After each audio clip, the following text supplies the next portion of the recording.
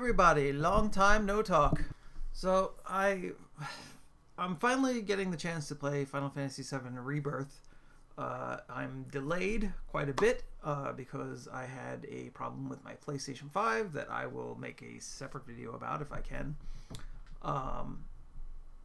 So everything's delayed. I wanted to replay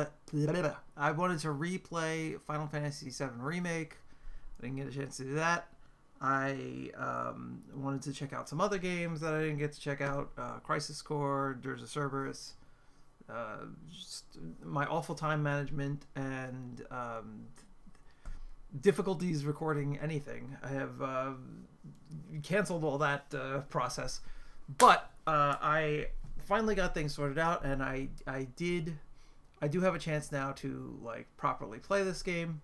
But before I did that, I wanted to play the DLC that came for Final Fantasy VII Remake, the Yuffie DLC, Yuffie's Day Out, or Yuffie's Big Day, or whatever the hell it's called, Final Fantasy VII Remake 1.5, and I did, and I finished it, and I thought I would just like record my ideas on that here. I didn't record the actual gameplay.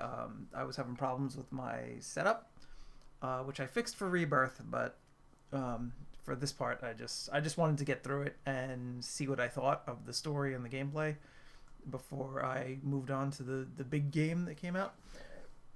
So, thoughts about this. I haven't played Remake since the game originally came out, and it originally broke my heart. I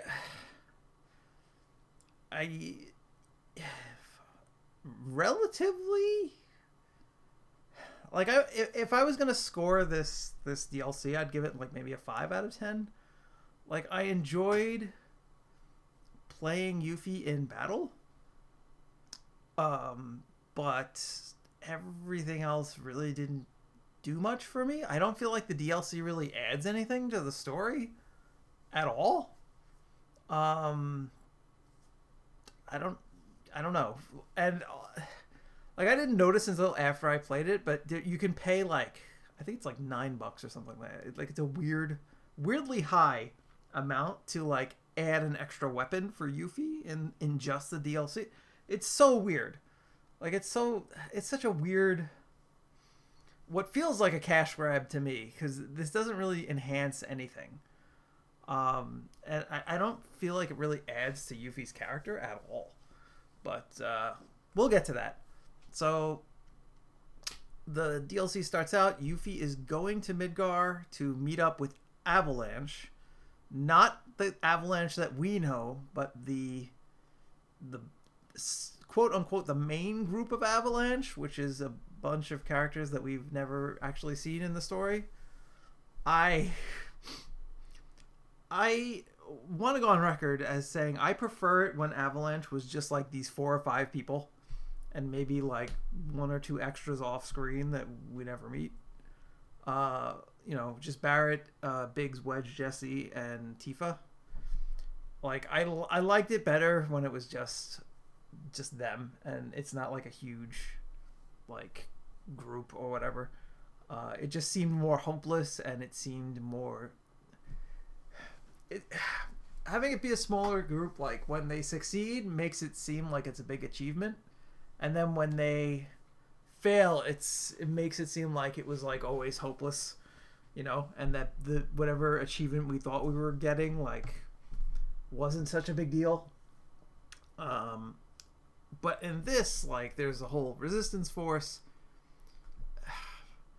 It makes Shinra look like they're not as like unbeatable, like in the original game I felt like Shinra had basically convinced everybody that they were the good guys, and even the people who didn't think so, they just kind of went along with it because there was no winning against them because they were everywhere. In the remake, there's more of a resistance. The resistance members you meet a few of them, they have no personality. Like, they really have nothing to say much. They just say some things about like how Barrett's group is a splinter cell, and they're a little off the cuff, a little wild, and a little dangerous. which Yuffie likes that. Yuffie's characterization in this is a little bit different than she is in the original game. She is like, it's funny because you would describe the characters the same way, but the way it's played out in this is different in a way that I don't enjoy as much. Like in the original, she's very cocky. She's got like a smart mouth, and she's constantly like she doesn't have a big part. Like there's a few parts where she plays the Wutai event and everything like that. Like she's like verbally like negging or how do you say it? She's like breaking your party's chops, like whenever she's on screen or whenever she's doing something interesting. And I really enjoy that. She does that in this game. She's very full of herself. It's so weird because it's like if you describe Yuffie in the old game and you describe her in this game, you'd say the same things, but it's just the way it plays off is slightly different, and I don't know how to put it into words. Like she's in the original, she's super confident, and this one she's super confident, but it's in a different kind of way.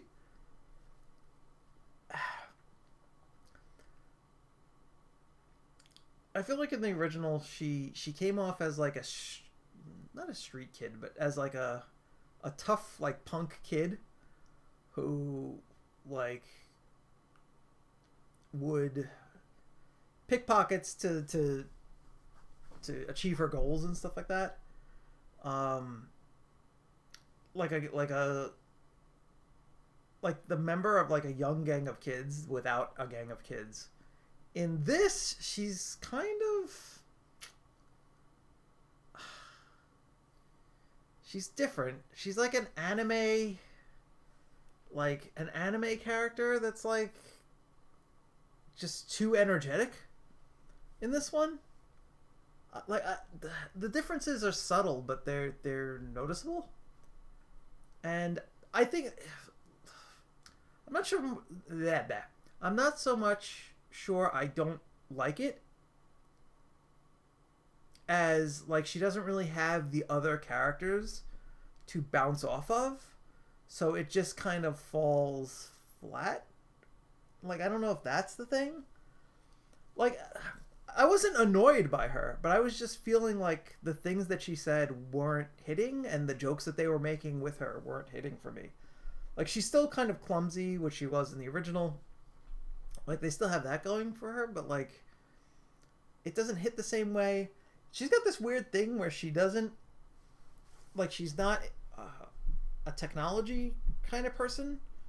Like, she says, like, high Ds instead of IDs. Like, she doesn't seem to understand... Or at least that's, I guess, the joke or whatever. Like, she doesn't understand that people need IDs. Or what IDs are. There's another joke, which I was like... I don't know... Like, they must have known, right? But the character is talking about a VR simulator that you can fight the summons in and get the summons, like the Chadley stuff. And then Yuffie's like, I'd rather... She says something like, I'm not going to be wasting my time with a stimulator. I was like, holy sh... I was like, whoa. Like, is that what they mean? Like, I feel like that's not what they mean. Like, I think the joke is that she said the word wrong, but the way she said it wrong comes off as a little, like, much. I mean, it made me laugh, but I was like, it made me laugh for, like, because I didn't think that it was, like, appropriate. But that it's part of her like not understanding what like technology is, and I thought that didn't fit, especially because kids are like, and Yuffie's like a younger member of the team. Like kids are super into technology and pick it up really quick, so I thought that was kind of odd. Like maybe the idea is maybe Wutai in this version is like also like the really quiet town with no technology. Maybe they don't have a lot of technology because they rejected Shinra. Like, I don't know what they're getting at with that, but uh so yeah, so they do that, and then so yeah, so her personality, like, it wasn't a hit for me, but again, it might be because she didn't have the other characters to bounce off of. Like, that might be it. Like, she has this other character, Sonen, which is the other member of your party in this DLC, and he is really basically nothing. Like, he's got like really no personality at all. The only thing his character has is his dead sister, which he mentions like 4 times, 5 times. Every time he talks, at a story point, he mentions his dead sister.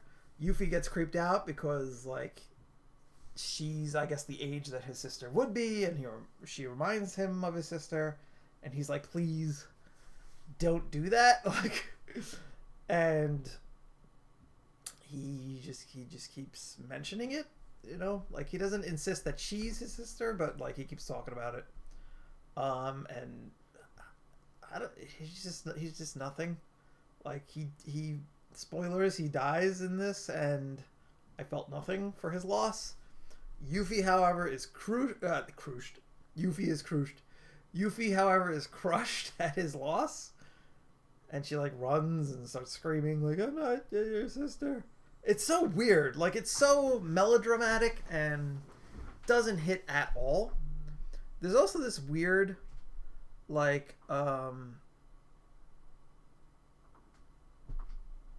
there's also this weird,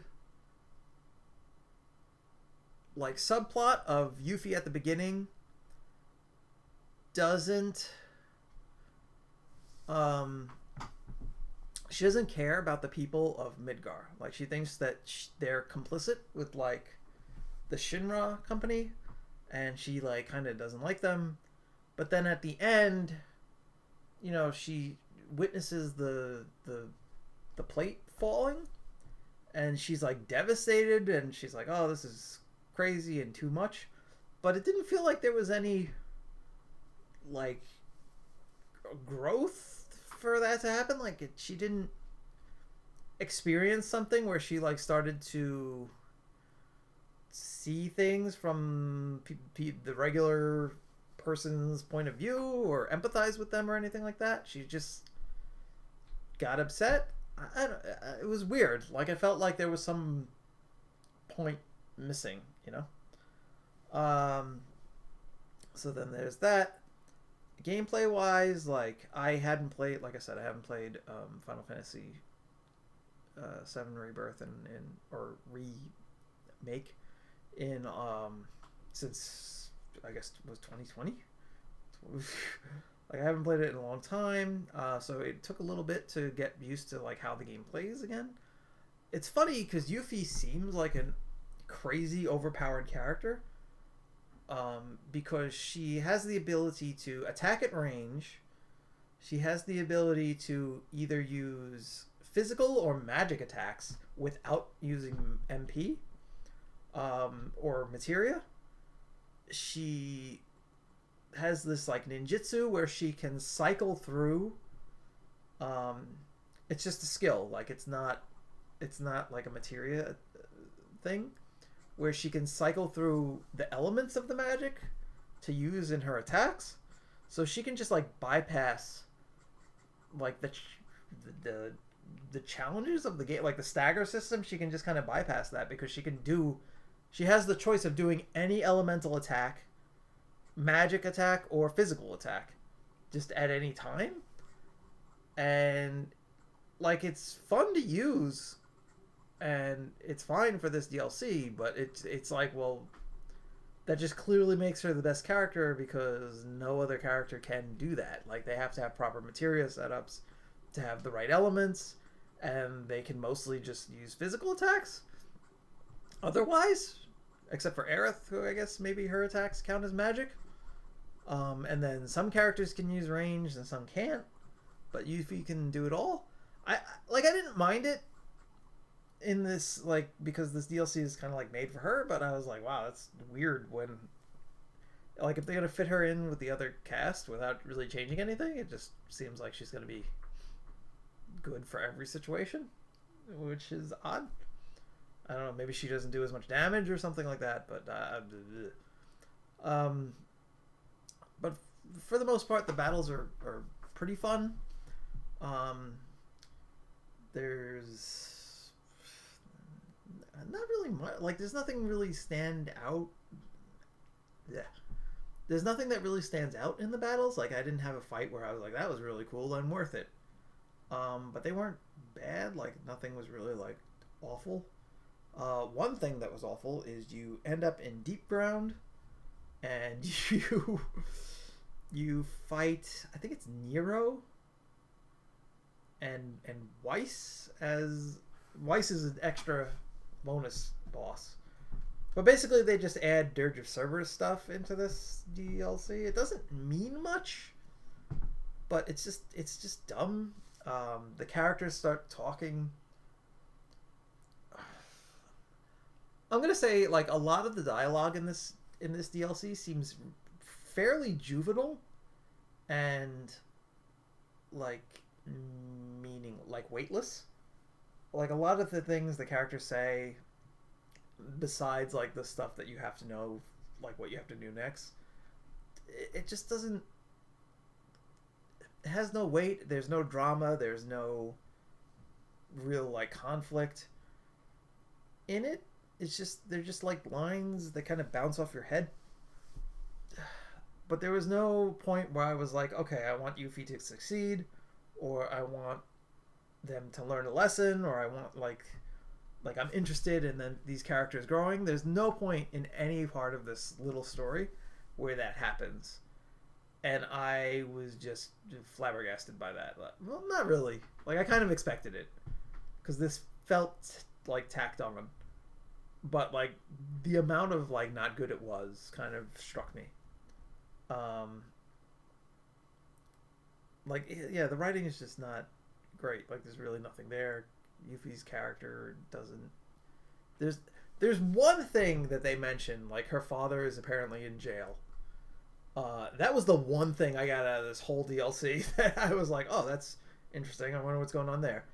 Because in the original game, you meet him and he's just like a layabout. He's not, but he's still, like, the boss of Wutai. I don't know what her father being in jail means for this game or this story, but that's the only interesting thing that I got out of this whole DLC. Everything else was just, like, bounced off my head or bounced off my memory. There are some mini games that were introduced in this DLC. The Fort Condor mini game, which is really. They took the Fort Condor minigame from the first game, which I felt was, like, not super complicated, but it was interesting and fun. And they dumbed it down a lot. And it's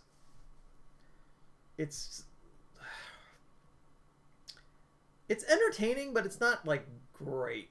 You know what I mean? Like, you finish all the little quests and you're like, okay, I did it. And then that's it. Like, and it's over. You get some materia.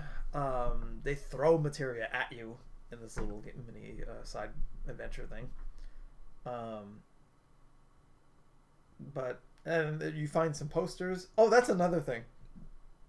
So they added the Turtles Paradise and the Turtles Paradise flyers to this DLC. But what's weird is they changed the name. Like, instead of Turtles Paradise, it's Happy Turtle. And it's, like, so, like, not as. Like, Turtles Paradise sounds like it could be a real pub. Happy Turtle just sounds stupid. Like, it sounds, like, juvenile. Like, it sounds more, like, kiddish. And there's, like, this little jingle and stuff like that. And I was just like, man, like, none of this is, like, fun to me. There's all these little mini games. There's a mini game where you have to do stealth, like, you sneak up on a dog to get, like, one of the flyers. There's a mini game where you just hit triangle on a cat. Like you get all these flyers, and it's all this like very simple, fairly like mindless tasks that you do to get the flyers. Then you get them all, and you get some kind of I don't even know the bonus you get. I don't even remember it. But you do it, and you're just like, well, I guess I did that side quest, but it doesn't feel like you don't necessarily have fun doing it. I don't know. Like I kind of felt this way during the side quests of the main game too, where I was just like, I don't like doing these. Like sometimes there's like a little character thing and stuff like that in the main game that you get from doing the side quests, but the big reward is like you get to dress up the girls. In this, like, there's really nothing, and I don't know. I was just like, all right, I got it. I got an achievement, I guess. It wasn't great. Like the best part of it is playing Yuffie because she has all these options in combat. But everything else. Oh, they brought back that box breaker game, which was fucking terrible. It's such a boring minigame, and in this, like, in order to get like an achievement, you have to like do a perfect score. And because of Yuffie's because of her ability to like do all these different things in combat, she also has this weird thing where her lock-on is kind of awkward because she can attack at range and she can attack close up. So you kind of have to like learn how to do it. And her special ability, like her attacks or whatever, have special like properties to them that the game really doesn't tell you about. You just kind of have to figure it out. Like she's got this windstorm attack where it does more damage if you've thrown your shuriken, and it does more damage on that point. But it doesn't really explain that, at least from what I saw. Maybe I missed something. And you have to get that in order to break the boxes, and like I think I spent the most time trying to figure out how to do the high level break the box challenge. And doing Fort Condor, I think those are the most time consuming things in this game. It's not offensive, and I think is it free or did I pay for it? I don't even know. Honestly, I can't remember, but there is I did see that there's like an extra DLC to like give her an extra weapon that's like a weirdly high amount of, like, it's like $6 or $9, and I was like, that's crazy. But yeah, there's really not much to this DLC that like I thought was great.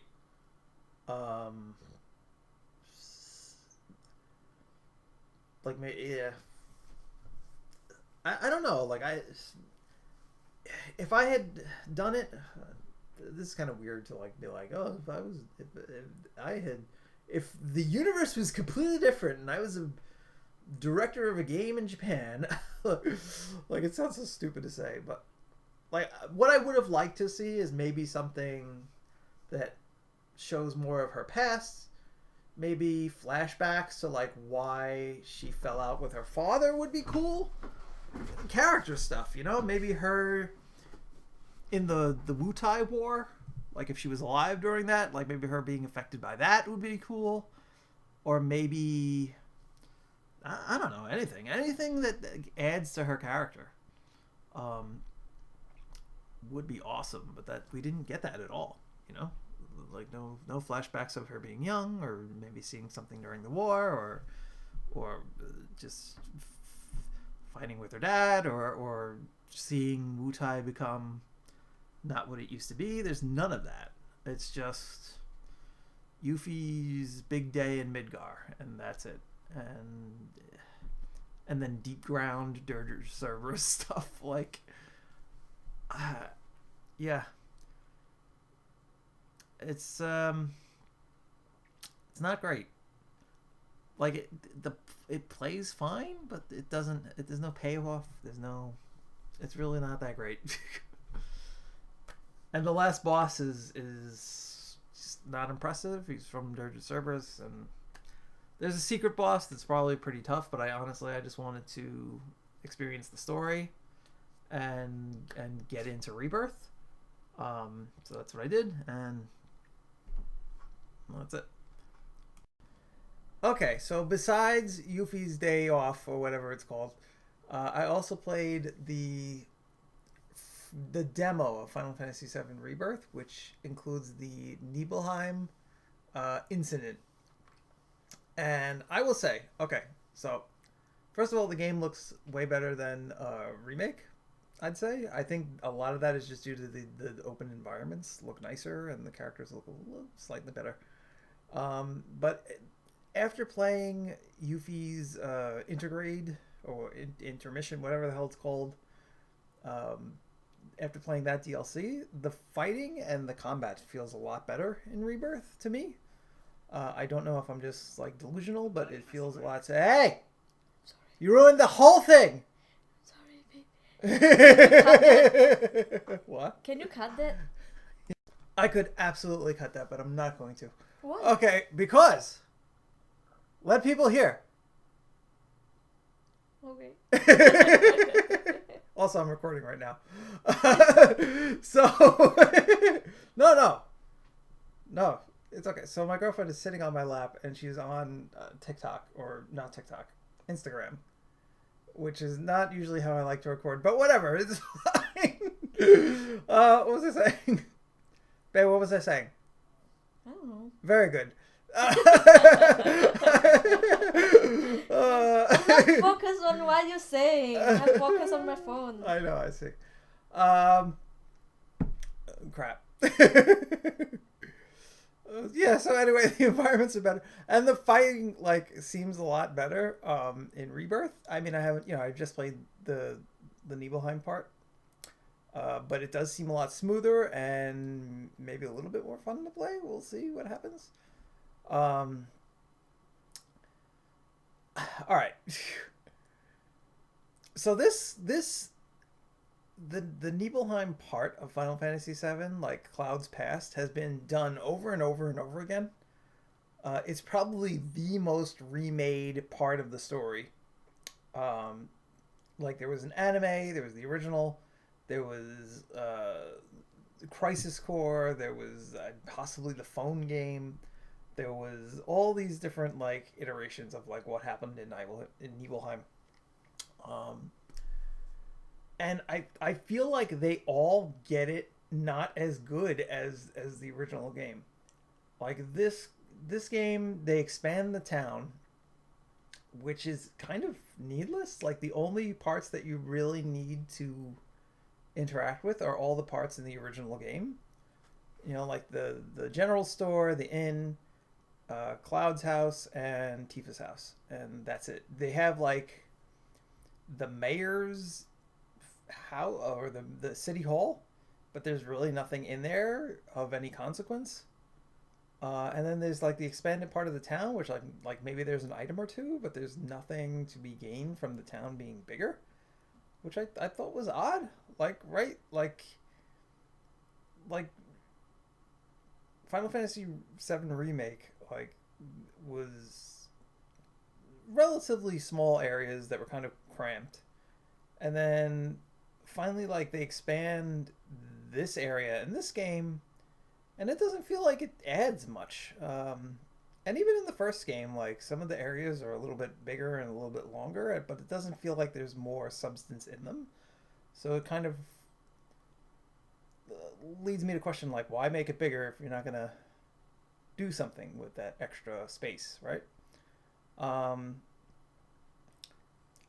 There is one scene that happens in the beginning that I think is better than all the rest of the events of the demo, and it's Cloud climbs up the water tower, or is it the water? Yeah, it's a water tower, or the windmill, or whatever it is, combination water tower windmill. He climbs up and he sits back where he sat 2 years before, and he just sighs. He looks at Tifa's window, and then he looks down, and I thought that was amazing. If you know the story, the truth of what happened, that little moment was amazing and awesome, and I was wow, that's really good, because people who don't know, and then people who do know the context of everything would look at that and be oh shit, he's having a moment where he's being real, and I thought that was absolutely fantastic. And that's the best addition. Like you go to talk to his mom, and it basically plays out exactly the same as the OG. I thought maybe they would add some stuff, or they even actually they take away. There's a point where Cloud's mother asks him if the uniform he's wearing is in soldier or is a soldier uniform. She's like, "Oh, that's a soldier uniform, right?" And he begins to respond. He says like, "Mom, I," and then it cuts forward to ahead in the flashback, and just the spoilers, just just so you know. So it feels like in the original game, like he was telling her the truth, but in this game, that moment is not there. I was a little disappointed by that. But other than that, like it's not bad, but it's they didn't really add anything to that. And then Tifa's house too. You go in there, and the context is way weirder because I don't know why making it in 3D or modern makes it more weird. But it's just like she's not home, like he's looking for her. He just walks into her house and like walks into her room, which is exactly what happens in the original game. But I guess having it be like a top-down like old school RPG is a little different than like actually walking through the hallways and walking into her parents' room and stuff like that. It's a little weird. But there's actually like less to do. Like you can notice that she has a cat, which is an extra thing. The cat's name is Fluffy, which is so goofy. Like,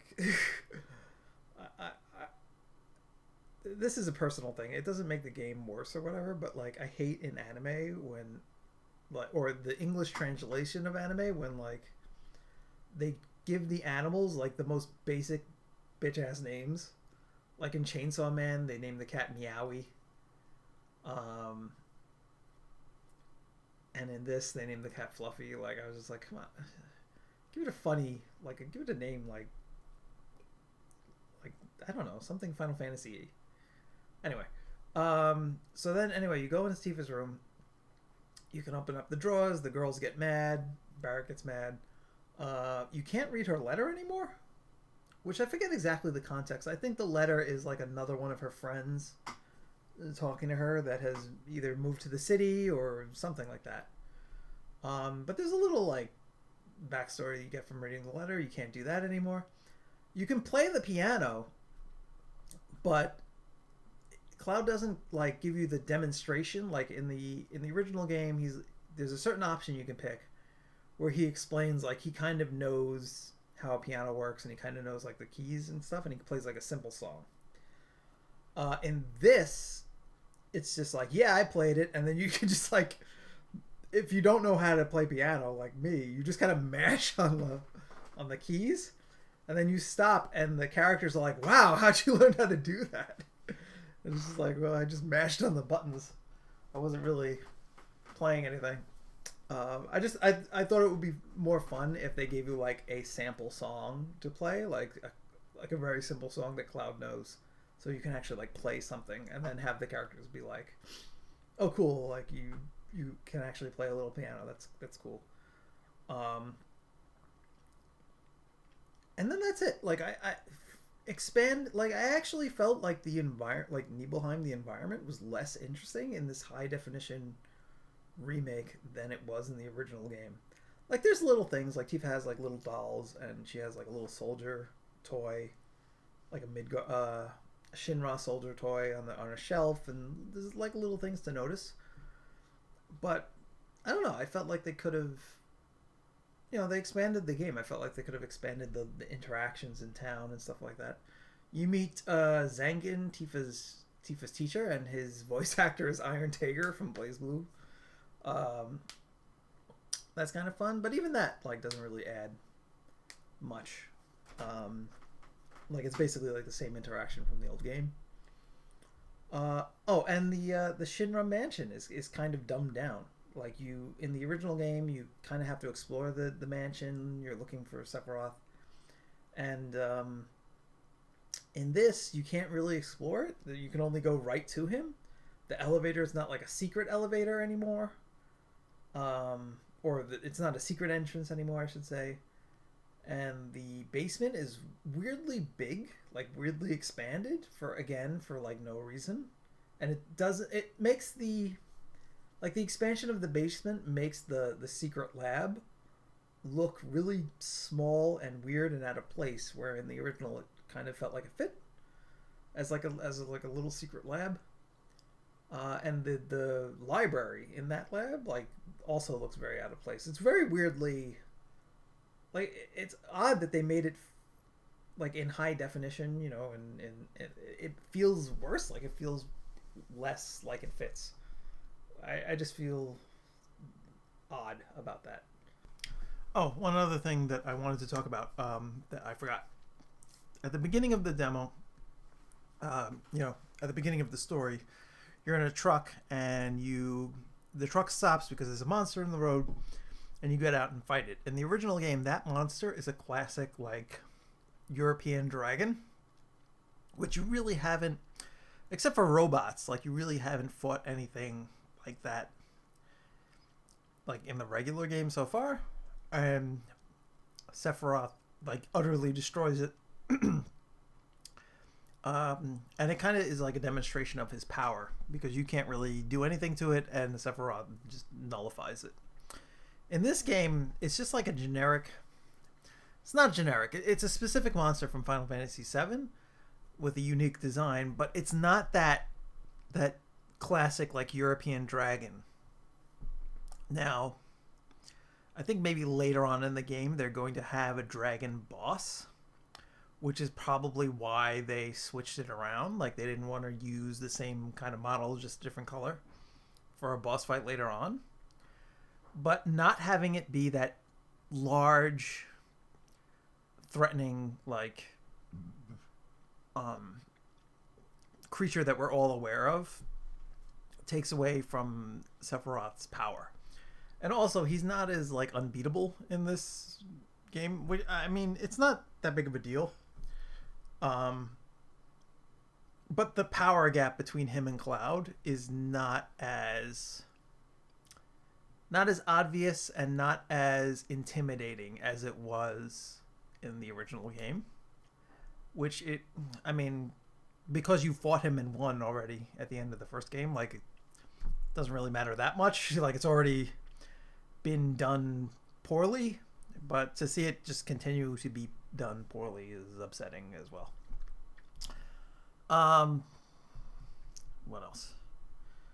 What else?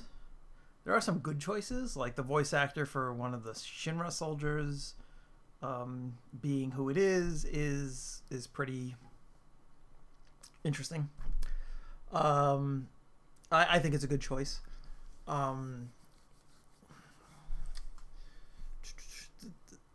The way to the Mako reactor is expanded. I think it's fine. There's this weird, like, pushing this cart around minigame that I don't think was... I'm sorry I'm eating, but I have to multitask or else I'll never get anything done. There's this weird, like, pushing this thing around minigame that happens twice that just seems like filler. Like, it's not fun at all, and it's not really that much of a puzzle, and it just kind of feels like it's wasting your time. I mean, it's not an end game complaint or anything like that. I just felt like it's weird. Like, it doesn't really enhance anything, and, like, it's just, why is it there?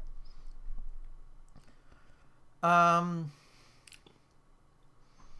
think that's it.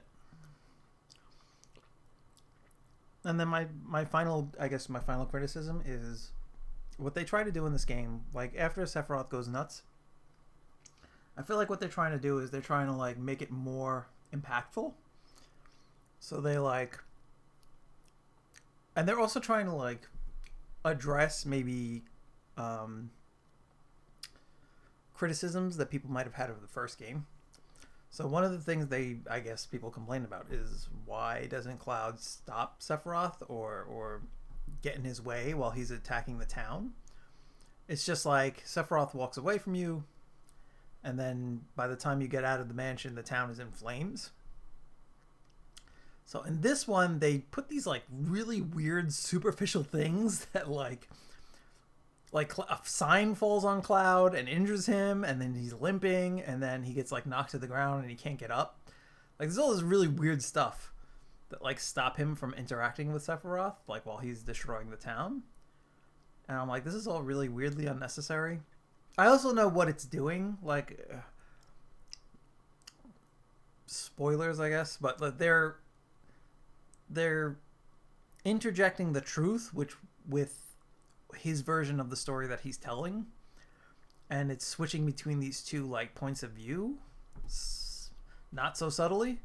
So that's what they're doing, and that explains like part of why he's like incapacitated, but like it really doesn't make sense, and it just slows down this moment so badly. Like the original game did so much more with so much less, and I felt like it was more impactful. This just doesn't, because of the pacing of it, it loses that oomph that the original had. And yeah, I don't know, I wasn't feeling it as much. Sometimes drawing something out just makes it less impactful, and I felt like this was that moment. They did show Tifa getting cut, which I thought was something, at least. You know, he cuts her. The cut doesn't look as bad as it really should be, which I maybe because of the rating, they're held back from showing something too gnarly. I mean, I'm not saying she should be split open and her guts should be falling out, but you could put like a slash across, like from like her shoulder to her belly or something like that. Something, I don't know, instead of just one that's like in a out of the way place, you know. Or you can infer it. You don't have to show anything, really. I think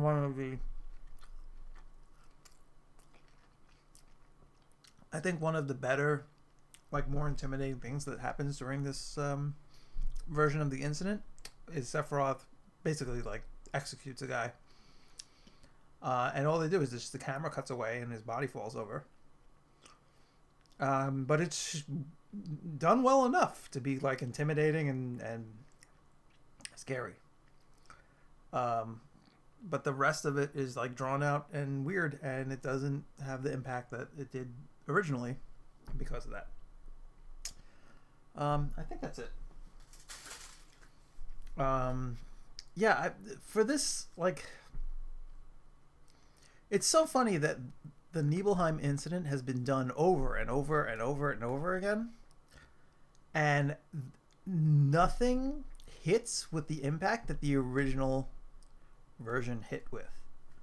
Like, I find it's baffling that like the Lego characters going through these events is still the most powerful version of these events being told. It's weird that like it's not like it's bad, but it's just like not as good. And I'm like, how do you mess this up so poorly when you have the cheat sheet right there? Like the original game is like right there. Just go by that, you know. I don't know. Maybe just the desire to do things bigger and better just clouds their judgment. But I don't know. I'm not even sure if a lot of people will feel this way. But you know, I just don't feel like it's as strong. The best thing of the whole like demo is Cloud sitting on top of the water tower and just like having a moment to himself where he's like, oh, you know, I thought that was the best addition. And I like, I know moments like that are going to be, or I don't know that, but I feel like moments like that of subtle awesomeness, of subtlety, that's what makes that moment good, is it's subtle. Like if you didn't know what was going on, you wouldn't even like notice it. But if you do know what's going on, like, it means a lot. And I think that's the thing, is just subtlety has been lost by the people making this game. We'll see if maybe the full game is better.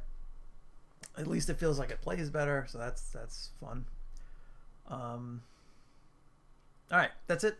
I just wanted to get my thoughts on 1.5 and the demo out of my head and onto this, whatever this is.